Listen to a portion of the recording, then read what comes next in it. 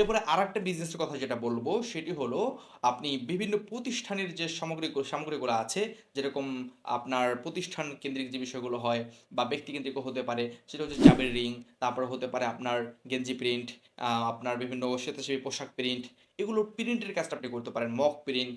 এই বিভিন্ন কিছু কিন্তু বর্তমানে অনলাইনে প্রচুর চলে এবং অফলাইনেও প্রয়োজন হয়, অফলাইনেও অনেকে অর্ডার করে। তো আপনি যদি এই বিজনেসটাও অফলাইনে করেন, সেটা কিন্তু আপনি অনলাইনেও নিয়ে আসতে পারেন এবং সেভাবে ইনকাম করতে পারেন।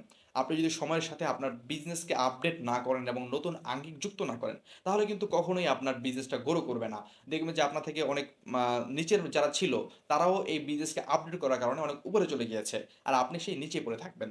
এই জন্য আমি বলবো যে আপনারা যারা আছেন, বড় বড় বিজনেস যারা করেন বা ছোট যারা শুরু করতেছেন, সবাই চেষ্টা করবেন নিজের বিজনেসের মধ্যে ভালোভাবে সৎ উপায়ে যতটা নতুনত্ব আনা যায় এবং যতটা কাস্টমারকে সার্ভিস ভালো দেওয়া যায়, সৎভাবে হালাল পথে ইনকাম করার তৌফিক দান করুন। আসসালামু আলাইকুম রহমতুল্লাহ।